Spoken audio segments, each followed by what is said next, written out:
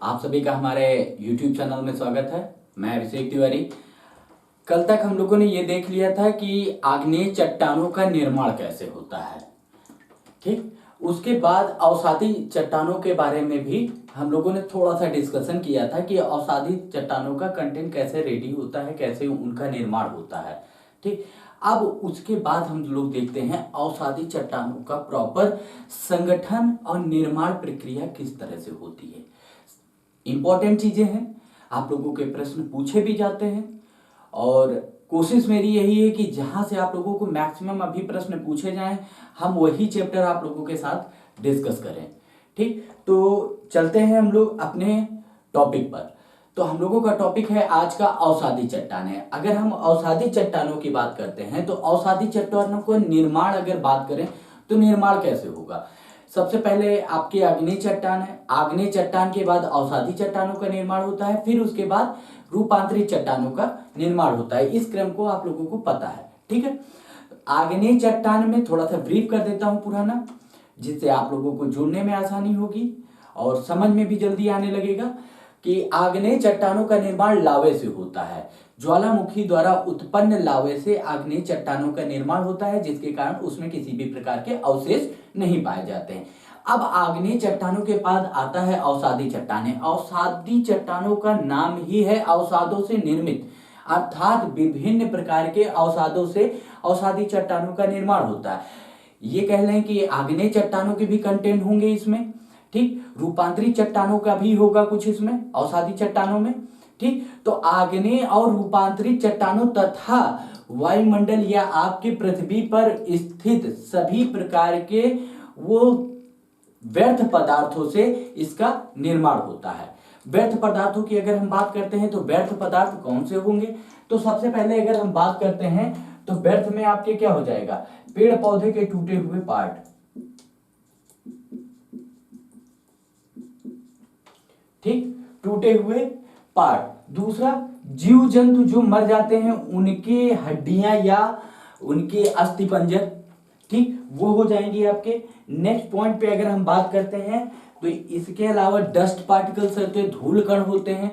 धूल कण के साथ साथ अगर आप देखेंगे यहां पर तो धूल कण तो हो ही रहे हैं, ठीक। और धूल कण के साथ अगर हम देखते हैं तो यहां पर मरुस्थल के द्वारा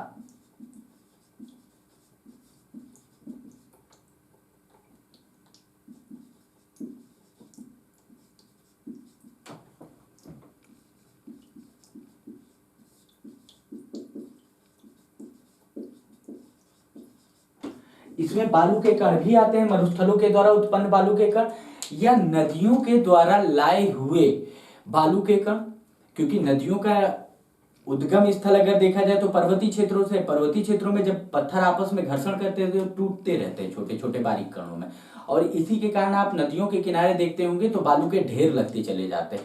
तो क्या है, नदियों के कारण या मरुस्थलीय क्षेत्र में, जैसे मरुस्थलीय क्षेत्र में सेडिमेंट्री रॉक्स का निर्माण होगा, तो मरुस्थलीय क्षेत्र में जब सेडिमेंट्री या अवसादी चट्टानों का निर्माण होगा तो वहां पर क्या होगा, इनके मरुस्थल से उत्पन्न हुए बालू के कण भी आ जाएंगे आपके साथ, ठीक। तो ये चीजें भी हो जाएंगी अवसादी चट्टानों में, ठीक। अब अवसादी चट्टानों का निर्माण एक बार में नहीं होता है।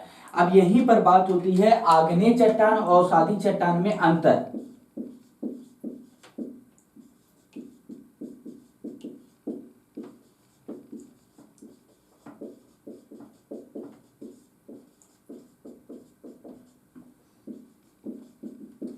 अंतर की बात करते हैं कि आग्नेय चट्टान और अवसादी चट्टानों में क्या अंतर होगा। अवसादी चट्टानों का निर्माण निरंतर काफी वर्षों तक चलने वाली प्रक्रिया है, परंतु आग्नेय चट्टान का निर्माण जब वॉल्केनो आएगा तो वॉल्केनो सिर्फ एक बार में ही आग्नेय चट्टानों का निर्माण होता है, ठीक है। यही कारण होता है कि आग्नेय चट्टानों में परत नहीं पाई जाती है, परंतु अवसादी चट्टानों में परत पाई जाती है। क्यों? क्योंकि इसका निर्माण प्रक्रिया जो है वो निरंतर चलती रहती है कई हजार वर्षों तक, ठीक है। कई हजार वर्षों तक मतलब कि अगर आप देखेंगे तो यहाँ पर अभी पेड़ पौधे टूटे तो ये भी सबमिट हो गया, इसी के साथ साथ धूल कण पहुंच गए इसके साथ, ठीक। तो एक जगह डिपॉजिट होता रहता है। कैसे? अब इसको थोड़ा सा समझिए कि अगर आप लोगों ने समझ लिया इसको, क्योंकि लिखा तो सब कुछ है बुक्स में, आप लोगों को सब अवेलेबल है, अगर आप वहां से रेडी कर सकते हैं तो रेडी कर लीजिए। समझना ही है आपको और हमें समझाना है। ठीक, मान लीजिए कि ये जंगल है, ठीक है, इसे हमने जंगल माना, यहां से यहां लकड़ियां टूटी, टूटने के बाद आंधी आई, आंधी तूफान से यहां पर एक जगह यह इकट्ठा हो गई। ठीक है, ये इकट्ठा हुई, इसके साथ साथ यहां पर जीव जंतु मरे हुए हैं कहीं पर। ठीक है, ये कोई मान लीजिए कि गांव है और गांव के किनारे वाला एरिया, जहां पर आप लोग देखते होंगे कि जीव जंतु जब मर जाते हैं तो गांव के बाहर उन्हें फेंक दिया जाता है ना। जैसे कोई भी गाय मर गई, भैंस मर गई, बकरी मर गई, तो इनको क्या करते हैं आप लोग, गांव के बाहर फेंक देते हैं, वहीं सड़ते गलते हैं, वहीं डिपोजिट हो जाते हैं। डिपोजिट होने के बाद उनकी अस्थियां बचती हैं और वो अस्थियां धीरे धीरे धीरे धीरे वहीं पर समाप्त हो जाती हैं, वहीं स्टोरेज हो जाती हैं। ठीक, और मिट्टी और बालू से आप लोग देखते होंगे जब वर्षा होती है तो उस पर मिट्टी पड़ जाती है, तो वो मिट्टी से उसका पूरा वो दब जाते हैं। तो सेम प्रक्रिया यहाँ पर होगी कि यहाँ पर जानवर मर गए। ठीक, अब आंधी तूफान आई तो जानवरों की हड्डियां भी यहाँ पर डिपोजिट हो गई, तो दूसरी लेयर क्या बन गई, अब हड्डियों की भी बन गई। ठीक है, हड्डियों के साथ साथ क्या पहुंच गया, यहाँ पर धूल कण भी पहुंच गए हैं, तो यहां हड्डियां हो गई,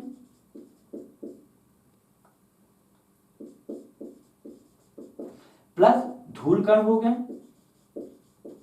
ठीक, अब इसके साथ साथ जब नदियां अगर निकल रही होंगी आसपास से, या नदियों का कहीं उद्गम क्षेत्र होगा, तो यहां पर क्या हो जाएगा, बालू भी इकट्ठा हो जाएगी। नेक्स्ट पे क्या हो जाएगा, बालू भी आ गई। ठीक, तो इस प्रक्रिया से अगर आप देखते हैं तो आपको समझ में आ जाएगा कि कैसे इसमें जो ये कंटेंट बनते हैं, तो किस तरह से कंटेंट का निर्माण होता है, किस तरह से पदार्थों में कार्बनिक अकार्बनिक, ठीक है, इन सब चीजों का निर्माण कैसे होता है, ये चीजें आप लोगों को यहां से समझ में आएंगी। ठीक, तो ये इस तरह से क्या हो गया, हड्डियां इकट्ठा हो गई, पेड़ पौधों के जो पेड़ पौधे थे उनके जीवाश्म इकट्ठा हो गए। ठीक है, तो ये एक स्टेप में इकट्ठा होते जा रहे हैं, एक कुछ समय में ये इकट्ठा हुआ, कुछ समय में ये इकट्ठा हुआ, कुछ समय में ये, कुछ समय में ये, तो धीरे धीरे। और फिर यहाँ पर अगर आग्नेय चट्टान है, आग्नेय चट्टान के भी टूटे फूटे पार्टिकल्स इसमें जाएंगे, वायु के द्वारा और जल के द्वारा। वर्षा का जल जब होता है तो वर्षा का जल भी कई चीजों को बहा के ले जाता है, तो जब ये उथला होने लगेगा तो यहाँ पर वर्षा के जल के द्वारा भी यहाँ डिपोजिट होने लगेगा। ठीक है, तो आग्नेय चट्टान के भी कंटेंट यहाँ पर पहुंचने लगेंगे। तो ये लाखों वर्षों तक, अगर इसे ध्यान दें कि ये लाखों वर्षों तक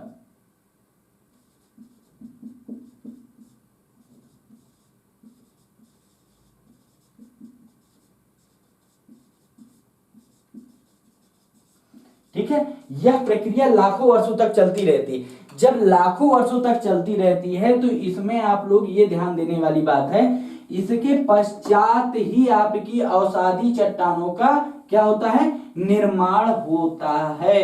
अब ये समझ में आ गया कि अवसादी चट्टानों का निर्माण कैसे होता है, किन किन पदार्थों से होता है, कैसे प्रक्रिया से होता है। क्योंकि यहां पर तो लिख दिया गया है, पृथ्वी पर आग्नेय व रूपांतरित चट्टानों के अपर्दन व निक्षेपण से निर्मित चट्टानों को अवसादी चट्टान कहते हैं। ये बुक किस लैंग्वेज है, सीधा सीधा बुक की लैंग्वेज होती है, जो आप लोगों को रट्टा मारा जाता है कि आप पढ़िए। अगर आपने इस लैंग्वेज को समझ लिया, इस तरह से समझ लिया, तो ये लैंग्वेज आप लोगों के दिमाग में बनी रहेगी। जब भी कथन और कारण में या कई स्टेटमेंट्स आप लोगों को क्वेश्चन में दे दिए जाते हैं, वहां पर क्या करेंगे, आप इस चीज को बड़े आसानी से समझ करके, बलुआ पत्थर कहाँ पाया जाएगा, कई बार हम लोगों को कंफ्यूजन हो जाता है, कहीं ऐसा तो नहीं है रूपांतरित चट्टान में पाया जाता हो, कहीं ऐसा तो नहीं है संगमरमर रूपांतरित चट्टानों में पाया जाता हो। ठीक, तो वो क्या हो जाता है, वहां पर आपको ये समझ में आ जाता है कि चूना पत्थर कहां पर बनेगा, फिर कंप्रेस्ड कहां होगा, तो ये सब चीजें आप लोगों को क्लियर होता चला जाता है। ठीक, तो हमारा उद्देश्य केवल आपको डिफिनीशन पढ़ाना नहीं है, मेरा उद्देश्य है कि आपको सहजता से चीजें आपके जहन में उतर जाएं, कॉन्सेप्ट के साथ उतर जाएं, जिससे आप लोगों को आसानी हो। ठीक है, अब इसमें कहता है कि धीरे धीरे इन चट्टानों का विकास धीरे धीरे होता है। किस क्रम में होता है, आप लोगों को समझ में आ गया कि कैसे कैसे चट्टानों का निर्माण हो रहा है। नेक्स्ट पॉइंट पे आते हैं, इसका नेक्स्ट पॉइंट देखते हैं हम लोग। इसमें कहा गया है जिसमें परत दर परत इसका निर्माण होता है। अब परत दर परत निर्माण कैसे होता है, ये भी आप लोगों को अभी क्लियर करवाया मैंने। एक परत, दूसरी परत, तीसरी परत, चौथी परत, पांचवी परत, छठी परत, इस तरह से विभिन्न प्रकार की परतों का निर्माण होता जाता है। ठीक है, जिसमें इन्हें परतदार चट्टान कहते हैं। अब इनको परतदार चट्टान कहने का रीजन क्या है, मैंने अभी आप लोगों को बताया, आग्नेय चट्टानों में पत्तों का निर्माण नहीं होता है, परंतु सेडिमेंट्री रॉक्स में क्या होता है, आपके परतों का निर्माण होता है, क्योंकि एक परत नहीं है, यहाँ पर 1 2 3 4 5 6 7 इस तरह से कई परतों में इसका निर्माण होता है। तो जिस तरह से जैसे जैसे, और ये कई काल में भी हो जाता है, कई बार ऐसा होता है कि सेडिमेंट्री रॉक्स या अवसादी चट्टानों का निर्माण कई समय में होता है, लाखों वर्षों में होता है। तो ये कहते हैं कि अगर कार्बोनिफेरस से शुरू हुआ तो ये पहुंच जाएगा कहां तक, आपका ऑर्डोविशियन काल तक। ठीक, तो इस तरह से क्या हो जाता है, तो कई वर्षों और कई काल में भी इनका निर्माण होता है। ठीक है, इनमें जैविक और अवशेषों का विशेष महत्व पूर्ण योगदान होता है। अब जैविक की बात करें और अवशेषों की बात करें तो जैविक और अवशेष आप लोगों को समझ में आ गया कि जैविक और अवशेष दोनों प्रकार की चीजें यहाँ पर उपलब्ध होती हैं। अब कैसे उपलब्ध होती हैं ये भी क्लियर है। ठीक है, अब इसमें कहा जाता है क्रस्ट में 75% पर सेडिमेंट्री रॉक्स हैं। ठीक है, सेडिमेंट्री रॉक्स या अवसादी चट्टानें हमारे भूपर्पटी पर या क्रस्ट पर 75% एरिया को कवर करती हैं। ठीक है, क्योंकि अगर हम हिमालय को भी देखें तो हिमालय का निर्माण क्या है, हिमालय भी हमारा सेडिमेंट्री रॉक्स है, अवसादी चट्टान है। ठीक है, इसको नवीन फोल्डेड माउंटेन भी कहते हैं। ठीक, नवीन मोड़दार पर्वत, लेकिन इसका निर्माण किससे हुआ है, अवसादी से, अवसादों से होता है। अब इसके निर्माण की अगर हम बात करें, थोड़ी देर समझने की कोशिश करिएगा कि जब हिमालय का निर्माण हुआ है तो वो किसके अवसादों से हुआ, तेथिस सागर के द्वारा जो नदियों द्वारा लाया गया मलबा पड़ा हुआ था। जब उत्तर पूर्वी की तरफ भारत की गति हुई और प्रायद्वीपीय जो भारत है उसने टक्कर मारी उस मलबे को, उस मलबे से ही फोल्डेन माउंटेन का निर्माण हुआ। ये भी तीन काल में हुआ है इसका निर्माण। तो ये भी जानने की आवश्यकता नहीं है, मुझे नहीं लगता है, लेकिन आपको ये पता होना चाहिए कि हिमालय का जो निर्माण हुआ है वो भी क्या हुआ है, सेडिमेंट्री रॉक से हुआ। दूसरी बात, अगर यहीं से और चीजें आप समझने की कोशिश करें, सेडिमेंट्री रॉक भुरभुरी होती है। ठीक है, जैसे कि हम अवसादी चट्टान में अगर हिमालय की बात करते हैं तो हिमालय के जहां से पेड़ काटते हैं तो यहां पर क्या होता है, मिट्टियां वहां से भुरभुरी होके, बोल्डर्स मिट्टियां जो भी उसके साथ जुड़े हुए हैं वो सब नीचे गिर जाते हैं। तो आप लोग देखते होंगे वहां का जो हिमालयी क्षेत्र है वहां पर लैंडस्लाइडिंग बहुत होती है। ठीक, लैंडस्लाइडिंग का मतलब क्या हुआ कि वहां पर जो मिट्टी है, जैसे ही पेड़ पौधे कट जाएंगे तो वो वहां से अपना जगह स्थान छोड़ देगी, जड़ों से जैसे जड़ छूटती, तो यहाँ का जो भुरभुरा मिट्टी है वो जाके नीचे गिर जाती है। तो इसलिए मेनली हिमालय में लैंडस्लाइडिंग ज्यादा हो जाती है। ठीक है, अब दूसरी बात होती है कि हिमालय आ रहा अवसादी चट्टानों का के द्वारा क्रस्ट का निर्माण कितने % होता है। एक बार क्वेश्चन पूछा गया था यूपीएससी में, तो इसमें क्रस्ट जो अवसादी चट्टानें होते हैं वो क्रस्ट का निर्माण बहुत ज्यादा नहीं करती हैं, वो क्रस्ट का केवल और केवल 5% ही क्रस्ट का निर्माण करती हैं, क्योंकि वो खुद ही क्रस्ट से निर्मित होती हैं।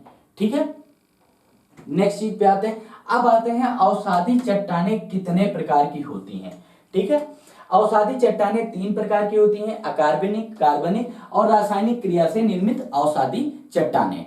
ठीक है, अगर हम कार्बनिक की बात करते हैं कि अकार्बनिक चट्टानें जो अवसादी चट्टानें होती हैं उनमें क्या क्या चीजें पाया जाता है, तो सबसे पहले क्या होता है, बालू की प्रधानता होती है। अब बालू की प्रधानता के लिए आप लोगों को कहां जाना पड़ेगा, यह नदियों के किनारे इसका निर्माण हुआ।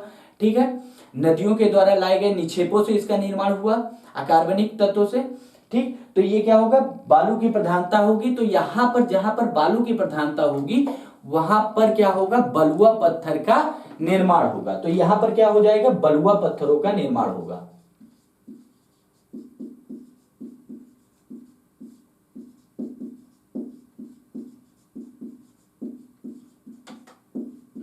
ठीक है, तो यहां पर आप लोगों को यह समझ में आ गया ना कि बलुआ पत्थर का निर्माण कैसे होता है। जहां पर बालू की प्रधानता से चट्टानों का निर्माण होगा वहां पर बलुआ पत्थर होंगे।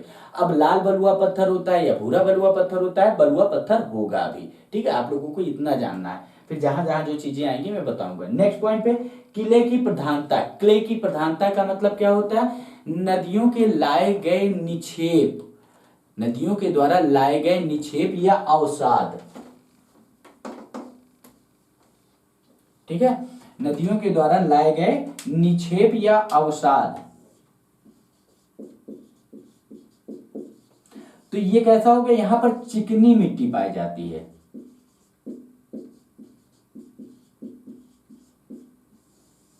अब इसके लिए आपको थोड़ा सा समझने की आवश्यकता है। जो छात्र गांव से जुड़े हुए होंगे उनको बहुत अच्छे से समझ में आ जाएगा ये चीज। गांव में बाढ़ आती है, नदियां पानी बहा के खेतों में बहुत दूर दूर तक खेतों में लेके जाती हैं। जब बाढ़ आती है, जहां जहां बाढ़ आती है, तो वहां ये देखिएगा, जो बिहार के होंगे, जो उत्तर प्रदेश के मैदानी क्षेत्रों के होंगे, उनको ये अच्छे से समझ में आ जाएगा कि जब बाढ़ आती है तो खेतों में पानी भर जाता है, और भरने के पश्चात जब नदी वहां से पानी समेटते हुए बाढ़ खत्म होती है तो पानी समेटेगी, और जैसे जैसे पानी समेट कर नदी की तरफ बढ़ेगा तो हम खेतों में देखते हैं तो एक अलग ही परत का निर्माण हो जाती है। बहुत चिकनी मिट्टी होती है, उसमें अगर आप पैर रखते हैं तो स्लिप कर जाते हैं। ठीक, तो वो क्ले क्या हो गई, वो चिकनी मिट्टी होती है। ठीक है, इससे किसका निर्माण होगा, एक तो चूना पत्थर का निर्माण हो जाएगा, क्योंकि कैल्शियम की मात्रा अधिक होगी। कैल्शियम की मात्रा क्यों अधिक होगी, अब ये भी समझने वाली बात है, क्योंकि जब क्ले का निर्माण हो रहा होता है तो वहां विभिन्न प्रकार के जीवों की मृत्यु भी हुई होगी। और हमारी बोन्स में क्या है, ठीक, कैल्शियम है, फास्फोरस है, यही है ना हमारी बोन्स में। ये बोन्स है हमारी बॉडी की बोन्स जितनी भी हैं, तो जीवों की बोन्स भी वहां पर रहेंगी, डिपोजिट होगा, वो भी कंपोजिट होंगी। तो वहां पर क्या होगा, चूने पत्थर का निर्माण होगा, जब इस तरह की चट्टानें अवसादे नदियों के द्वारा लाए गए अवसादों से निर्मित होंगे। दूसरी बात, वहां पर वहां की मिट्टी कैसी होगी, वहां की मिट्टी जो होगी उस अवसादी चट्टान की, वो होगी चिकनी मिट्टी। तो आप लोगों को ये याद नहीं रखना है, केवल इसकी फिगर्स को, इसकी कहानी को याद रखिए, अपने आप आपके क्वेश्चन सही होते चले जाएंगे। नेक्स्ट पॉइंट पे आते हैं, अकार्बनिक, और के बाद अब आ जाएंगे कार्बनिक अवसादी चट्टानों में। तो कार्बनिक के मतलब है कार्बन होना चाहिए। ठीक है, तो कार्बन में क्या होगा, चूने की प्रधानता होगी, कैल्शियम कार्बोनेट। ठीक है, तो जहां पर कार्बनिक होगा वहां पर चूने की प्रधानता होगी, और जहां पर चूना होगा तो आप लोग यूज करते हैं खड़िया। गांव में होता है कि खड़िये से पुताई होती है, उसको अब याद नहीं आ रहा मुझे, वो वर्ड नहीं याद आ रहा, छुही। ठीक है, तो गांव में छुही जैसे वर्ड भी यूज किए जाते हैं, उनसे घरों की पुताई की जाती है, उसमें कलर मिलाकर, विभिन्न प्रकार के कलरों से, रेड कलर से या व्हाइट कलर से, क्योंकि वहां पर पेंट अवेलेबल नहीं होता है। ठीक है, तो वो लोग छुही से या चूने से पेंट करते हैं। तो यहाँ पर क्या पाया जाएगा, खड़िया पाया जाएगा, जिप्सम पाया जाएगा, डोलोमाइट्स पाया जाएगा। जब चूने की प्रधानता वाली चट्टानें होंगी, चूना तो पाया जाएगा। ठीक है, तो ये सारी चीजें हो गई। अब अगर कार्बन की प्रधानता जहां पर होगी तो वहां पर कार्बन जहां पर प्रधान होगा, अर्थात जहां पर पेड़ पौधों के जीवाश्म ज्यादा मिले होंगे, या पेड़ पौधे जहां पर ज्यादा दबे होंगे, ठीक है, तो वो क्या करेंगे, जब पेड़ ज्यादा दबे होंगे, कहीं पर मान लीजिए कि दिल्ली का मुखर्जी नगर, ये किसी भी प्रकार से इसके चारों तरफ से कहीं ऐसी प्रक्रिया हो जाए कि यहां पर भूकंप आ जाए, और भूकंप आने के बाद सारे गिर जाए और यहाँ के पेड़ एक साथ डिपोजिट हो जाए। ठीक है, तो यहां पर क्या होगा, अरबों वर्षों पश्चात जब यहां पर खुदाई होगी तो ये पेड़ किस रूप में हो जाएंगे, कोयले के रूप में हो जाएंगे। ठीक है, और कोयला जब लंबे समय तक दबा रहेगा तो किसके रूप में हो जाएगा, आपके ग्रेनाइट, वो डायमंड के रूप में भी हो जाएगा। ठीक, तो यहां पर क्या होगा, कार्बन में आपको कोयला मिल जाएगा, आयरन मिल जाएगा। ठीक है, ये कार्बनिक यौगिकों के रूप में आएंगे। अब दूसरी बात करते हैं, रासायनिक प्रक्रिया से निर्मित अगर बात करें तो यहां पर सेंधा नमक, जिप्सम, लोहा निक्षेप और स्टेलाग्नाइट, लग्नेमाइट पाया जाएगा।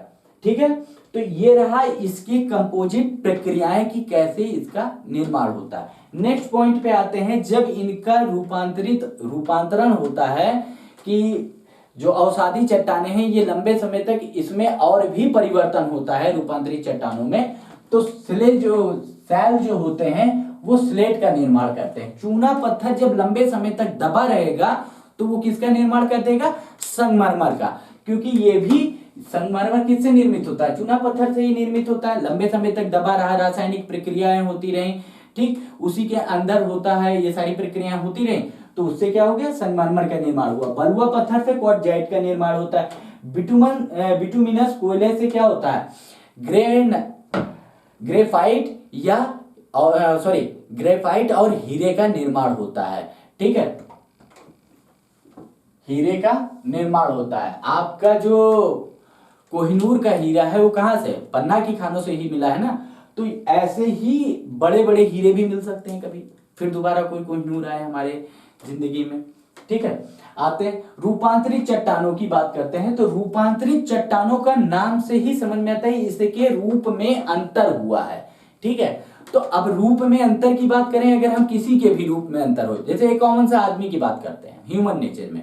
ठीक है, बहुत ज्यादा ज्योग्राफी को ऐसा नहीं समझिए कि इसमें ज्योग्राफी है, आप ही स्वयं में एक ज्योग्राफी है। अगर आपने अपने आप को समझ लिया तो ज्योग्राफी आपके समझ में आ चुकी है। ठीक है, अब रूप में अंतर की बात कर रहे हैं, तो अगर मैं ये कहूं कि आपकी बॉडी स्ट्रक्चर में परिवर्तन कैसे होगा, आपके कलर में परिवर्तन कैसे होगा। ठीक है, तो आपकी बॉडी या कलर में परिवर्तन किससे होगा, ताप से होगा, दाब से होगा। ठीक है, ताप दाब से ही होता है ना। तो यहां पर इसने क्या है, ताप एवं दाब के कारण आग्नेय और अवसादी चट्टानों के संगठन तथा स्वरूप में परिवर्तन हो जाता है। ठीक है, अगर आप गोरे हैं और आपको लगातार धूप में रख दिया जाए तो आपके शारीरिक रूप से आपका कलर कैसा हो जाएगा, काला हो जाएगा, तो आपके रूप में परिवर्तन हुआ। तो सेम चीज इसने क्या किया कि क्यों, क्योंकि हम आग्नेय चट्टान की बात करें और अवसादी चट्टानों की बात करें, तो आग्नेय चट्टानें और अवसादी चट्टानें किससे पहले हैं, रूपांतरित चट्टानों से पहले निर्मित हुई हैं, तो इन्हीं के रूप में अंतर आना है।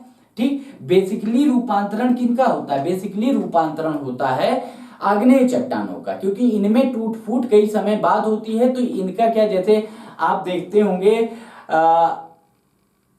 जो गोंडवाना की चट्टान है अरावली को, अरावली जो दिल्ली तक आई हुई है, दिल्ली यूनिवर्सिटी तक इसकी पहाड़ियां हैं, लेकिन अब क्या हो गई हैं, वो अवशिष्ट पहाड़ियों के रूप में परिवर्तित होती जा रही हैं। पहले वो पहाड़ियां थी, यहां तक आई हुई थी, लेकिन अब धीरे धीरे वो पहाड़ियां समाप्त होते हुए खत्म हो रही हैं। तो वो क्या कहलाती हैं, अवशिष्ट पर्वत कहलाती है, अवशिष्ट पहाड़ियां कहलाने लगी हैं। ठीक, तो इसके रूप में अंतर हो जाता है। ठीक है, इसी को क्या कहा जाता है, रूपांतरित चट्टानें, अर्थात ये पहले बड़ी थी, अब धीरे धीरे छोटी होने लगी। ठीक, इनके कंटेंट में परिवर्तन होने लगा। ठीक, तो ये क्या हो गया, रूपांतरित चट्टानें। ये सर्वाधिक कठोर चट्टानें होती हैं। क्यों, मैंने अभी आप लोगों को समझाया कि रूपांतरण मैक्सिमम होता है तो इग्निशियस रॉक्स या आग्नेय चट्टानों का होता है। ठीक है, अवसादी चट्टानों का कम होता है। तो ये कैसी होंगी, कठोर होंगी, क्योंकि इनका क्या है, आग्नेय चट्टानों से ही इनका निर्माण हुआ है।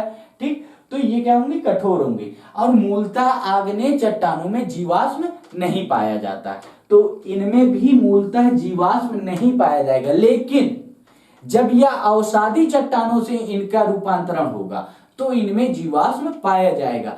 तो अगर ये मिलता है कि इनमें जीवाश्म बिल्कुल नहीं पाया जाता तो ये गलत हो जाएगा स्टेट में, क्योंकि इनमें जीवाश्म मूलतः नहीं पाया जाता, लेकिन जीवाश्म पाया जाता है, क्योंकि अवसादी चट्टानों का रूपांतरण होगा तो उसमें तो जीवाश्म रहेगा ना। ठीक, इनमें कौन कौन से तत्व पाए जाते हैं, इसमें हीरा है, अभ्रक है, संगमरमर है, क्वार्टजाइट है, आदि तत्व पाए जाते हैं। अब दूसरी बात, इसके आगे जब हम चलते हैं तो उसको भी थोड़ा समझ लीजिए, क्योंकि अब कहानी इसकी पूरी खत्म हो गई है आपकी चट्टानों के क्रम की।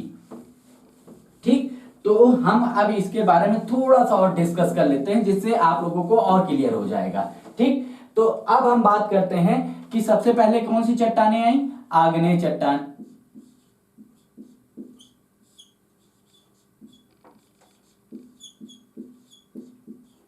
ठीक, आग्नेय चट्टानों के बाद का अगर निर्माण किया जाए तो कौन सी चट्टानें हो गई, अवसादी चट्टानें।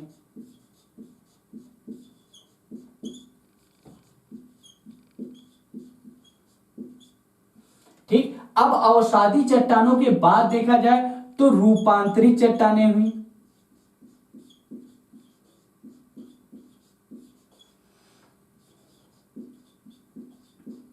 ठीक, इतना सबको पता है, इस प्रक्रिया में किसी को कोई डाउट नहीं होगा, क्योंकि ये सबको पता है।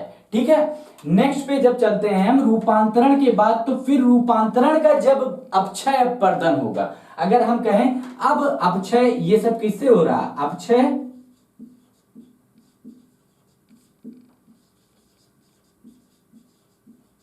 अपक्षय अपवर्तन से हो रहा है इनका निर्माण सबका, कि टूट फूट रही हैं। ठीक, जब टूटती फूटती रहेंगी तो रूपांतरित चट्टानें जब टूटेंगी फूटेंगी तो इनकी हाइट क्या है, ये सबसे, फिर इसके बाद ये उससे नीचे, फिर ये उससे नीचे आएगा।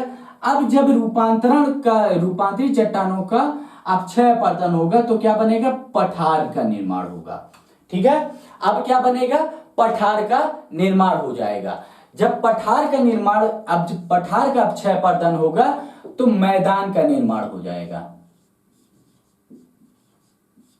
ठीक, अब इसके बाद क्या निर्मित होगा, मैदान निर्मित होगा, और मैदान के बाद पुनः क्या होगा, ज्वालामुखी की फिर से क्रिया होगी।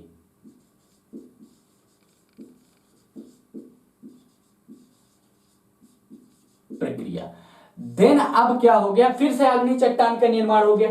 तो अगर हम देखें पूरे सर्किल को तो इस सर्किल से आपको समझ में आ जाता है कि यह क्रम निरंतर चलने वाला क्रम है। ऐसा नहीं है कि एक बार बन गया बस खत्म, अब दोबारा बनेगा ही नहीं। तो ये सर्किल से आपको देख के समझ में आ गया कि यह क्रम निरंतर चलता रहता है। तो ये क्लियर हो गया सबको।